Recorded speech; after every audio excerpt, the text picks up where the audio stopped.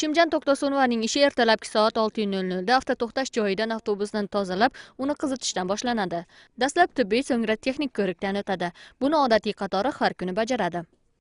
Haydovchilik kesipte tanıdığım atam öz haydovchi bolчу.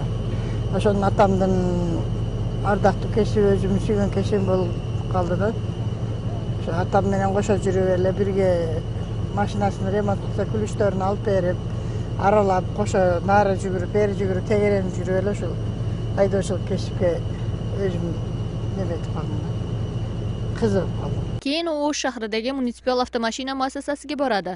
Bu yerdan esa nazoratchilarning bir kunlik grafikini olib ishini boshlaydi. 18 yoshidan beri haydovchilik bilan shug'ullanib kelgan qahramonimiz yoshligidan texnikalarga qiziqishini ma'lum qildi.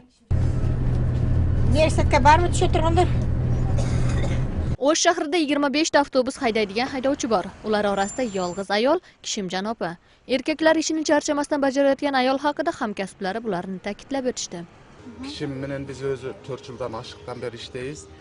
Bu kişim bölük şoförlerden kalışmaydı erkeklerden. Жүрүш turuşu, жақшы, ең астыңғы şoförlerden болу есептеледі біздің қарашта. Сыйлайыз, урматтайыз, bir ay al iştейді.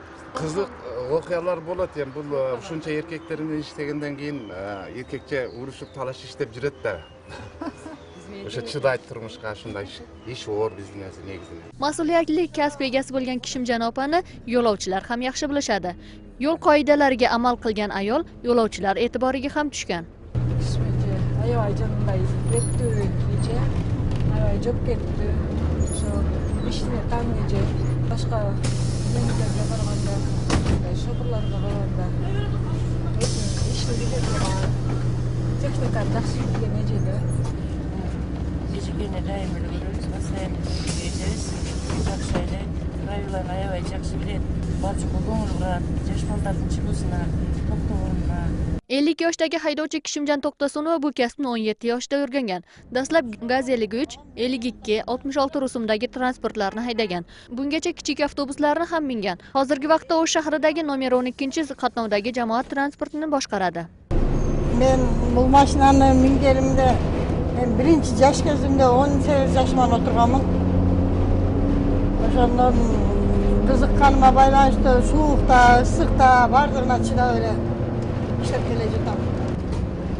Yuruvchilarni tashish uchun ruxsat berilganga chayin Gurzovoy avtokolonnasida Gurzovoy mashina minganman. Gaz 52, 53, 66 degan mashinalar bo'lib o'shalarni mindim. Haydovchi ayol soat 13:20 dan 13:47 gacha tushlik qiladi. Ovqatlanishga bor yo'g'i 26-27 daqiqa ajratiladi.